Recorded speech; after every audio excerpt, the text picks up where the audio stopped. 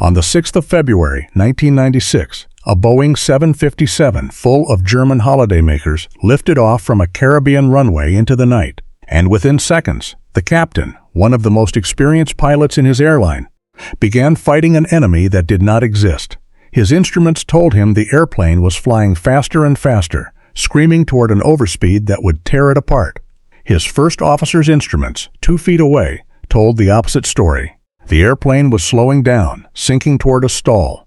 One of them was reading a lie. The lie had been built over the preceding days by an insect the size of a fingernail, working patiently inside a tube on the airplane's nose, and in the 4 minutes it took the crew to work out which instrument to believe, all 189 people aboard would run out of sky.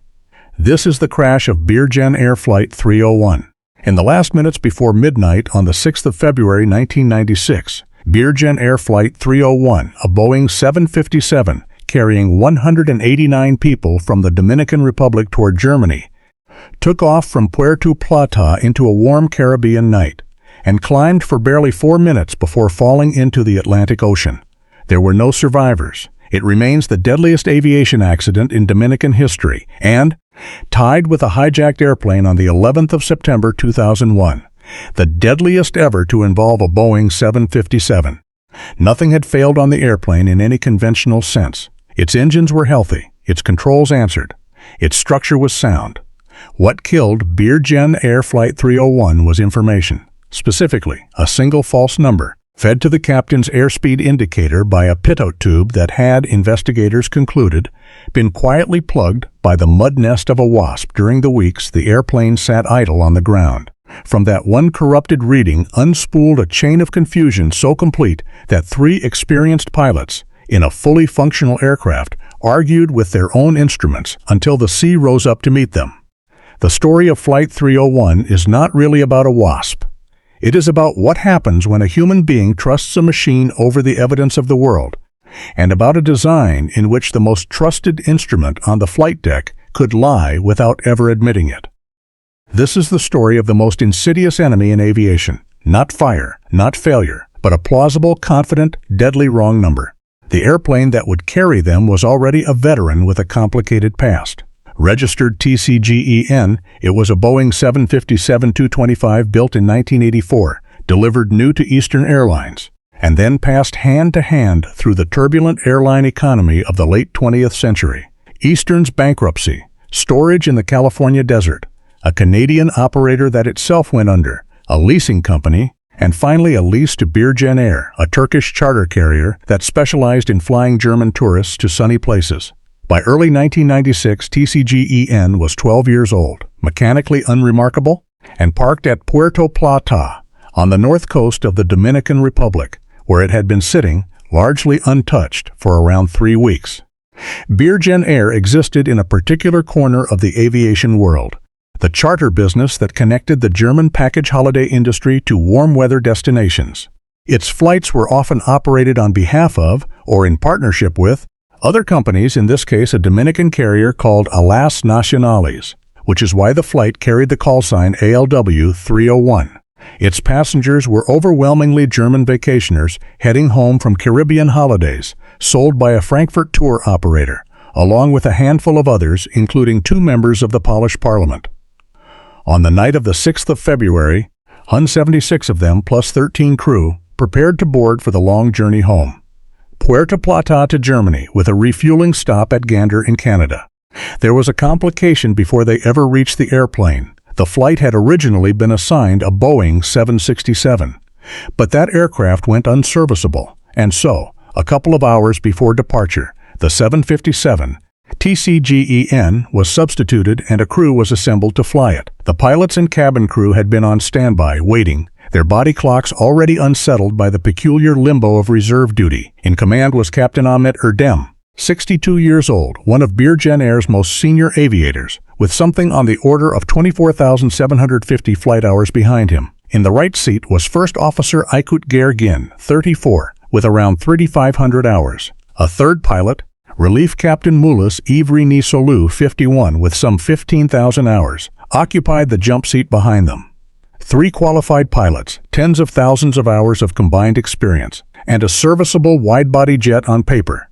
It was as safe a flight deck as one could ask for. The pre-flight walk-around found nothing wrong, and that, in a sense, was the problem, because the thing that was wrong could not be found by looking, unless you knew precisely where and what to look for. There is a detail in the crew's composition that would only reveal its importance later, in the reading of the cockpit voice recorder, and it is worth setting down before the flight begins. Captain Amador Dem was not merely experienced. He was, at 62, near the very top of his airline's seniority, a figure of enormous authority on a flight deck. So senior, in fact, that his age already barred him from acting as pilot in command in the airspace of some countries, a quiet marker of just how far his career had run. In the culture of the era, and of many airlines, a captain of Dem's standing occupied a position closer to command in the naval sense than to first among equals. His judgment carried a gravitational pull that bent the behavior of everyone around him. To his right and behind him sat two men who, in any objective accounting, were also highly capable pilots. First Officer Gergin with thousands of hours, Relief Captain Yves Rene-Salou with 15,000 of his own. But in the steep hierarchy of that cockpit, they were juniors in the presence of a revered senior. And the whole discipline of crew resource management exists precisely because that arrangement, left unmanaged, is dangerous. A junior pilot who sees a senior captain making a mistake faces a psychological barrier that has nothing to do with competence and everything to do with authority. The reluctance to contradict, the assumption that the great man must know something you don't, the hope that he will fix it himself, the social cost of being wrong out loud in front of a superior. Birgenair, the investigation would note, had not trained its crews in the techniques designed to overcome that barrier. None of this mattered on the ramp at Puerto Plata, where three pilots boarded a seemingly healthy airplane for a routine flight home. It would matter enormously in about 4 minutes, when the truth was sitting on the first officer's airspeed indicator, and the only thing standing between 189 people and survival was whether a junior pilot would override a legend. Hold that detail. The airplane is about to take off. To understand what happened to Birgenair Flight 301, one has to understand one of the oldest and most important instruments in all of aviation. The device that tells an airplane how fast it is moving through the air. It is not a speedometer in the automotive sense, and the difference is the whole story. An airplane does not care how fast it is moving over the ground. What keeps it flying is the flow of air over its wings, and what it must measure, constantly, precisely, is the pressure of that oncoming air. The instrument that does this is beautifully simple, and essentially unchanged since the dawn of flight, the pitot static system. A pitot tube is a small forward-facing tube mounted on the nose or fuselage, open at the front so that the air rushing toward the airplane rams into it and packs together, raising its pressure. This is called ram, or total, pressure, and the faster the airplane flies, the higher it climbs. Separately, a set of static ports, small flush holes on the side of the fuselage, measure the ambient pressure of the still air around the aircraft, unaffected by its motion. Subtract the static pressure from the ram pressure, and what remains is a direct measure of how hard the air is hitting the airplane, its airspeed.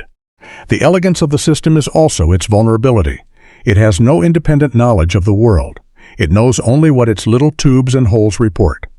Keep the pitot tube clear, and the numbers are gospel, but block that forward-facing opening, with ice, with debris, with tape, with anything, and the physics turns treacherous in a specific and deadly way. A pitot tube plugged shut no longer samples the rushing air. It becomes a sealed chamber holding a trapped pocket of pressure. And here is the cruel part. A sealed pitot behaves, to the instrument, exactly like a functioning one whose airspeed happens to be changing, not as it should, but as a function of altitude. As a plugged airplane climbs and the outside static pressure falls, the trapped pressure in the sealed tube now looms larger by comparison, and the airspeed indicator, doing exactly the arithmetic it was built to do, concludes that the airplane is speeding up.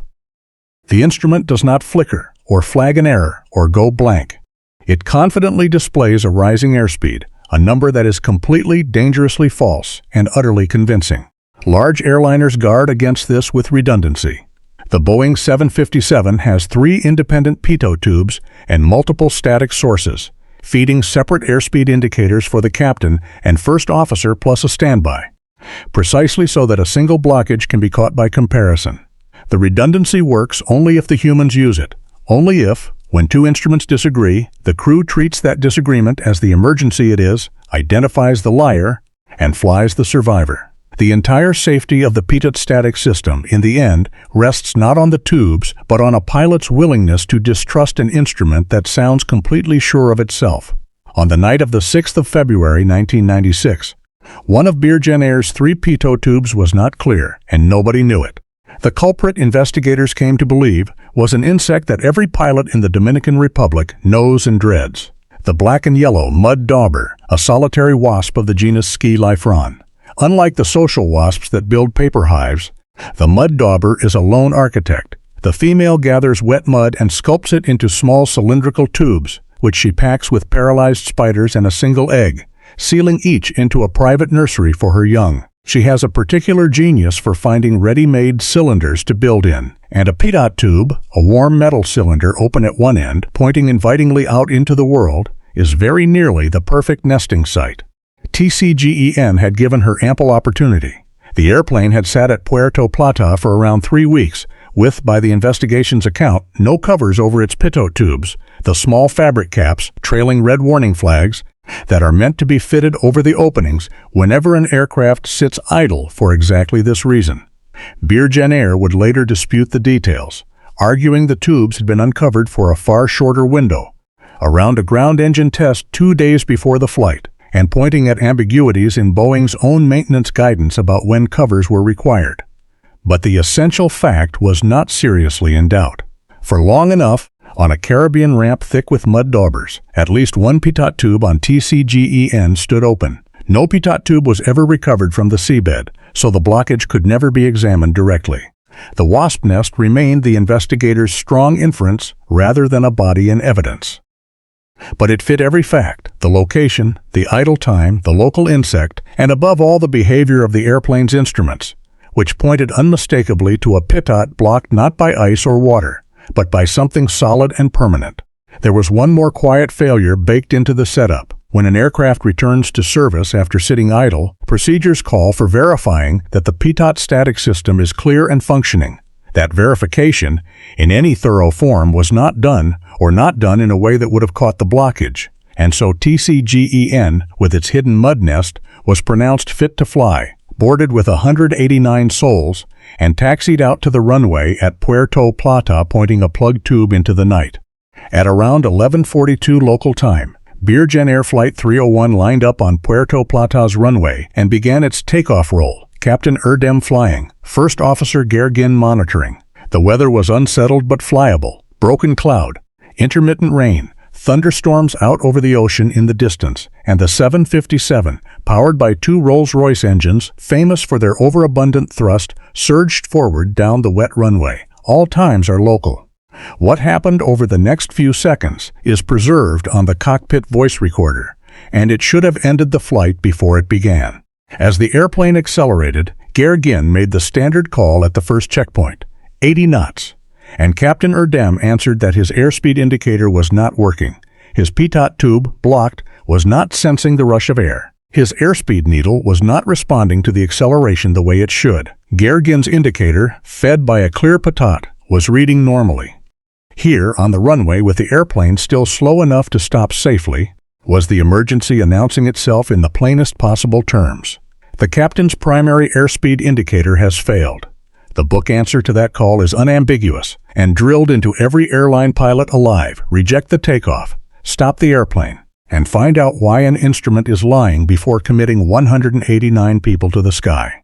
Erdem did not reject. Instead, he elected to continue, calling for Gergin to read out the airspeeds from his own working indicator so the takeoff could proceed. It was a decision made in seconds by an experienced captain who perhaps judged the failure minor, perhaps was reluctant to abort a heavy jet on a wet runway, perhaps simply expected the indicator to sort itself out. And in a way that would prove catastrophic, it seemed to do exactly that. Moments later, as the airplane rotated and climbed away, Erdem announced that his airspeed indicator had begun working again. The needle was moving. The crisis appeared to have resolved itself. It had not resolved itself. What had happened was far worse. On the ground, the blocked pitot had simply failed to register the airplane's speed, but now climbing, the trapped pressure in the sealed tube was beginning to behave in that treacherous altitude-driven way, and the captain's airspeed indicator, far from being dead, was springing to life with numbers that felt real, tracked plausibly, and were completely false. The airplane had traded a visibly broken instrument, which the crew knew not to trust, for a convincingly working one that lied. Of the two failures, the second is the one that kills you. As Flight 301 climbed away into the darkness, over the Atlantic, the trap the pitot tube had built began slowly to close. Captain Erdem engaged the autopilot and auto-throttle to manage the climb, a routine action and a fatal one, because the autoflight system on his side of the cockpit drew its airspeed from the same corrupted source, now feeding his indicator. From this moment, the airplane's automation and its captain were looking at the same lie, and they would reinforce each other all the way down. The false number climbed with the airplane.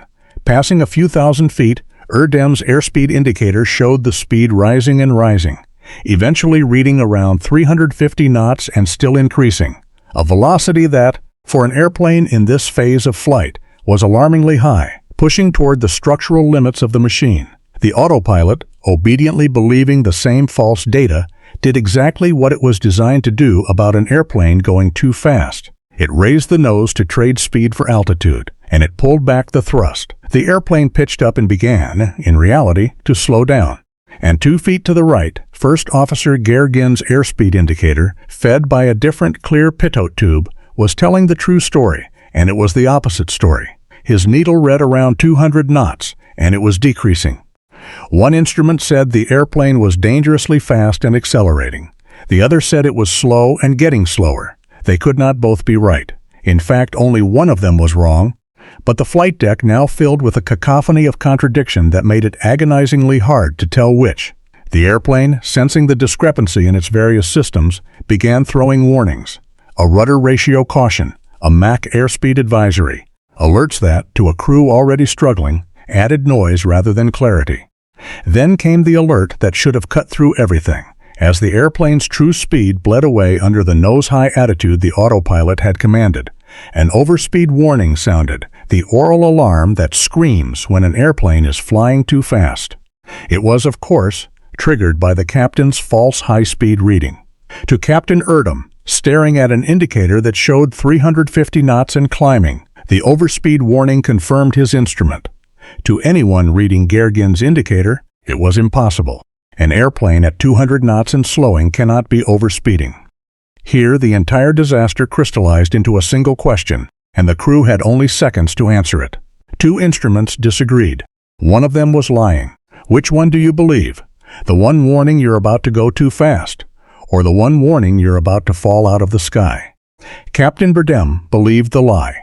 Confronted with the impossible overspeed warning, he treated it as real and reached up to silence it, ordering the relevant circuit breaker pulled to kill the alarm.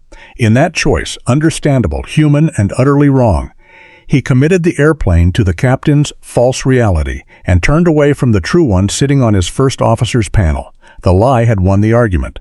Now it only had to run out the clock. For a few more seconds, the automation held the airplane in its lie. Then the autopilot reached the limit of what it could do.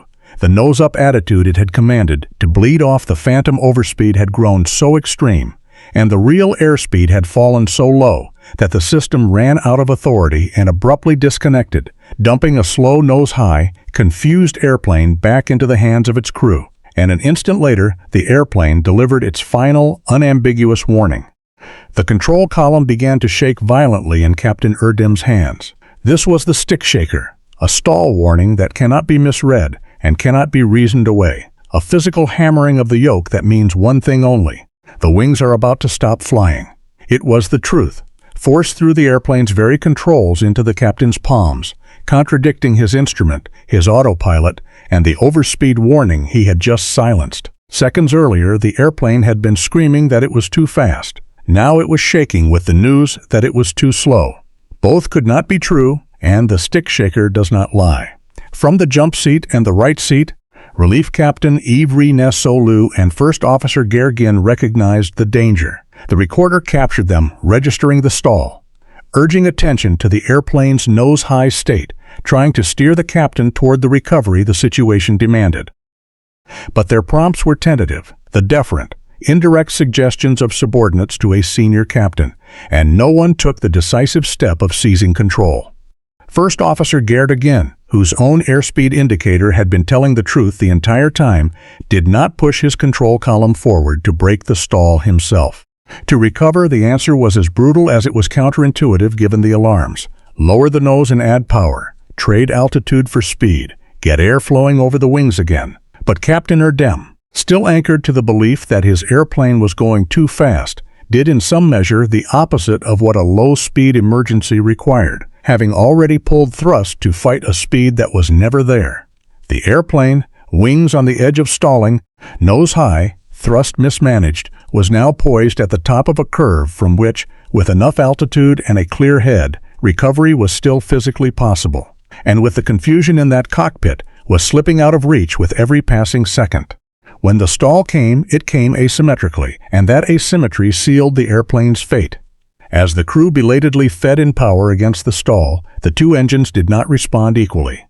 The airflow into the engines had been disrupted by the airplane's extreme attitude, and the left engine, starved, flamed out, quit entirely, while the right engine spooled up. Now the airplane had full thrust on one side and none on the other. A violent yawing imbalance applied to a wing that was already stalled. The 757 rolled, dropped a wing, and departed controlled flight, entering a spin, nose down, rotating, the ocean turning below in the darkness. From that attitude, at that altitude, in the night, there was no recovery, and the recorder's final seconds capture the crew fighting an airplane that was no longer answering. The 757 wound down out of the sky over the Atlantic, inverting as it fell, and roughly 4 to 5 minutes after it had left the runway at Puerto Plata, it struck the water. The impact was catastrophic and instantaneous. All 189 people aboard, 176 passengers, and 13 crew were killed. The airplane was destroyed utterly, and much of it, along with everyone on it, went down in water thousands of feet deep off the Dominican coast. For the families waiting in Germany, the horror was compounded by distance and time. Most of the passengers were vacationers who had simply been coming home. 2 were polished parliamentarians. All of them vanished into the Atlantic in the small hours of a Caribbean night, in an airplane that, minutes before, had been climbing normally toward a routine journey. The news broke across Europe within hours. It was, and remains, the deadliest crash in the history of the Dominican Republic, and the deadliest ever to befall a Boeing 757 in ordinary service.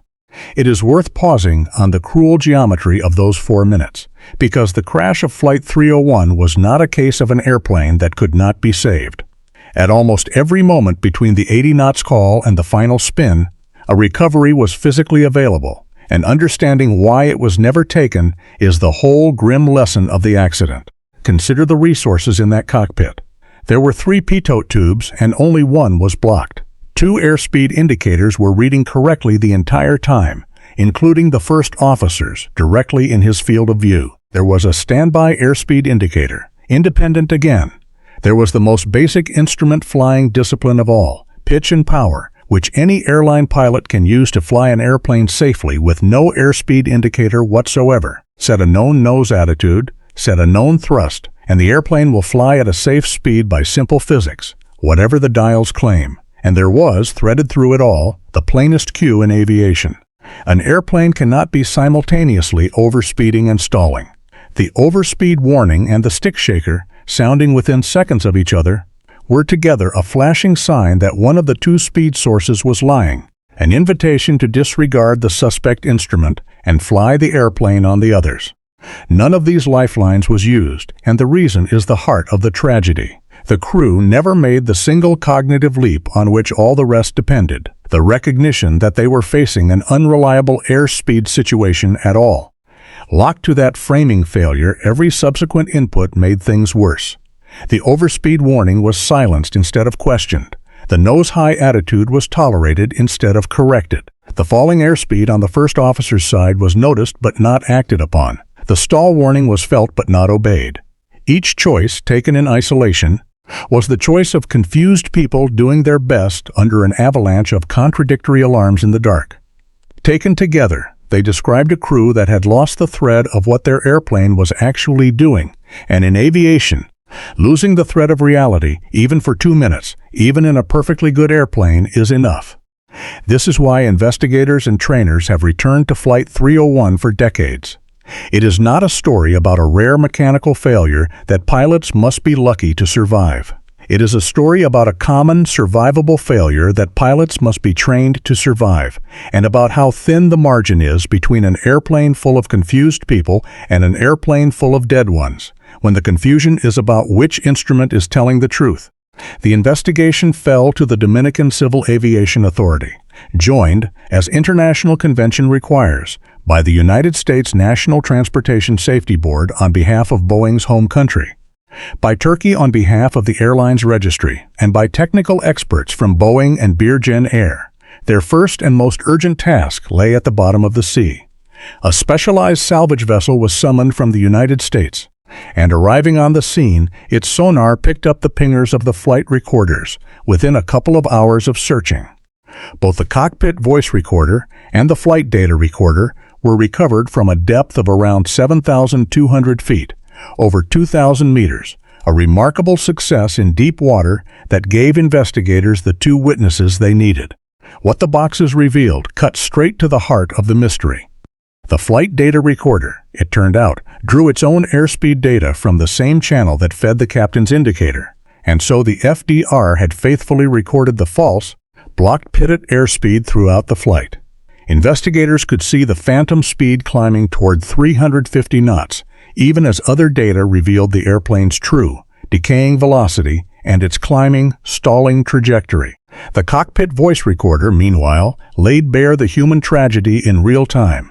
The 80 knots call and the captain's admission that his indicator had failed, the decision to continue, the overspeed warning and the order to silence it, the stick shaker, and the tentative, unheeded voices of the 2 other pilots as the airplane came apart.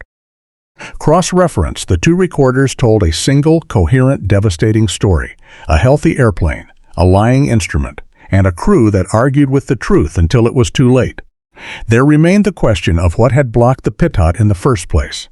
With no tube recovered, the investigators reasoned from everything they had: the airplane's long idle period, the absent covers, the well-known local Wasp, and the unmistakable instrument signature of a solid blockage rather than ice or water. Their conclusion, that a mud dauber's nest had most likely plugged the captain's pitot tube, was an inference, carefully labeled as such. But it was the inference that fit every fact, and crucially, the exact nature of the blockage almost did not matter. Whatever sealed that tube, the airplane and its crew should have been able to survive it.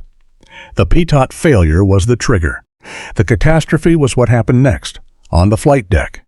When the DGAC delivered its findings, the probable cause pointed not at the Wasp, but at the cockpit. The core failure, the board found, was the crew's failure to recognize the stick shaker for what it was, the imminent onset of a stall, and their failure to carry out the straightforward procedure that would have recovered the airplane. Around that core, the report arranged the contributing factors, and together they read as an indictment of an entire system of training and habit, not merely of one man's mistake. There was the crew's incomplete understanding of their own airplane, of how its airspeed data was distributed, of how a blocked pitot behaves, of how to select alternate data sources and fly on the good instruments while ignoring the bad. Unreliable airspeed events were poorly understood across much of the industry in 1996, in the still early years of highly automated jets.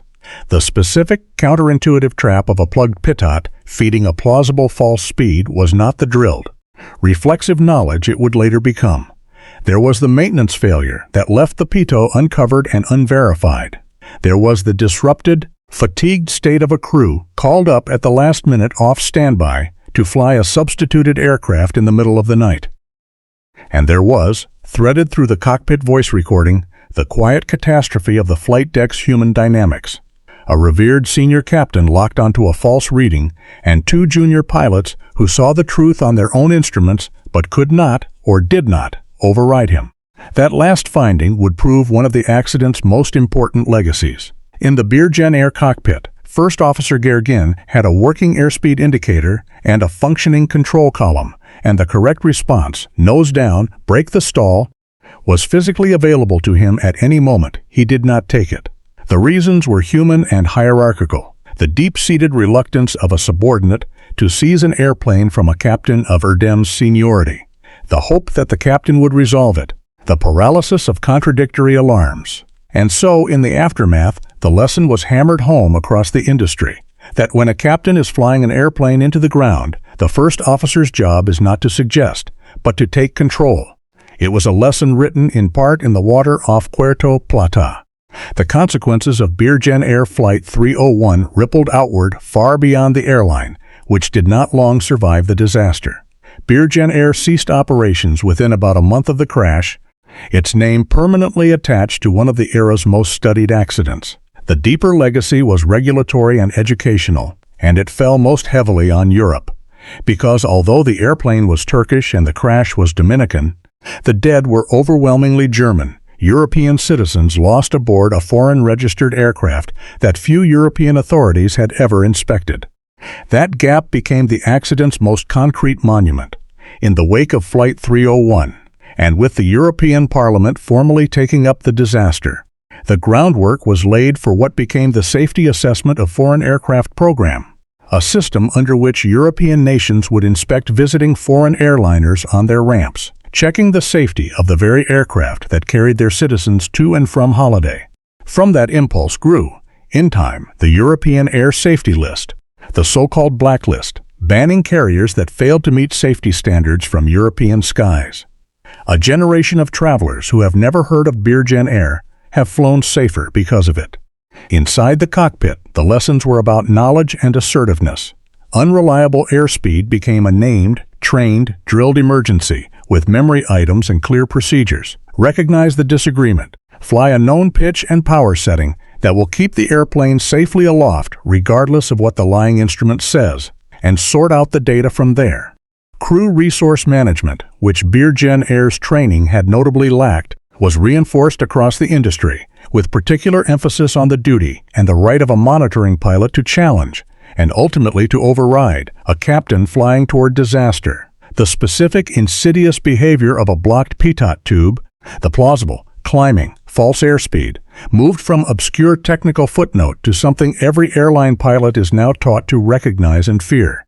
Birgenair Flight 301 was not an isolated freak, and its echoes ring through some of the most significant accidents of the following decades.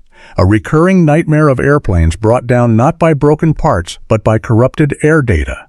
Later that very same year, in October 1996, Aero-Peru Flight 603, another Boeing 757, took off from Lima with its static ports, the other half of the pitot static system, accidentally covered by a piece of protective tape left on during cleaning. The result was a mirror image of Birgenair's tragedy. Every airspeed and altitude reading on the airplane rendered false, a crew fighting a storm of contradictory warnings in the dark, and at the end, a 757 flown into the sea. Two of the deadliest 757 accidents in history, months apart, both caused not by any failure of the airplane but by a blocked pitot static system and a crew unable to escape the lie. The pattern continued into the modern era. In 2009, Air France Flight 447, an Airbus A330, lost its airspeed data over the mid-Atlantic when its pitot tubes iced over, and a crew that did not correctly recognize the unreliable airspeed situation stalled a perfectly good airliner into the ocean, killing 228 people. The specific tools had changed, ice instead of a Wasp, an Airbus instead of a Boeing. But the essential horror was identical to Birgenair's. False speed, human confusion, a survivable failure turned fatal by the response to it. Air France 447 forced yet another global reckoning with unreliable airspeed training. 13 years after Puerto Plata had first written the lesson, and the Wasp itself has never entirely gone away. The mud dauber that likely doomed Flight 301 remains a live hazard at warm-weather airports around the world. At some, deliberate programs of pitot covers and vigilance exist specifically because of insects like it, and researchers have studied how readily these wasps colonize pitot tubes on parked airliners, a small, patient, natural threat that a single forgotten cover can turn into a catastrophe. Every red-flagged pitot cover fitted on a hot ramp today is, in a sense, a memorial to the 189 people who died because one was missing. The most unsettling thing about Birgenair Flight 301 is how little went wrong mechanically to kill so many. No engine exploded, no spar cracked, no fire broke out. A single tube on the nose of the airplane was plugged, by an insect, most likely, doing nothing more than what insects do. And from that one small corruption of information, a healthy jet full of holidaymakers was flown into the sea by 3 capable pilots in the space of 4 minutes. The airplane never lied about anything it could feel through its controls. The stick shaker told the truth to the very end. What failed was the human willingness to believe the world over the instrument. And the instrument was so very sure of itself. That is the insidious lesson that makes this crash matter far beyond its era. That the most dangerous failures are not the ones that announce themselves with fire and noise, but the ones that arrive wearing the face of ordinary, confident data, a number on a dial that looks exactly like every number you have ever trusted, and is wrong. Somewhere over the Atlantic on a February night in 1996, a captain with 24,000 hours believed such a number, and a first officer who could see the truth said so too quietly, and the machine flew them all down. The wings were telling them the whole time. It is the oldest and hardest lesson in flying, and the sea off Puerto Plata teaches it still. When the airplane is shaking the truth into your hands, believe your hands, not the confident, insidious, lying dial.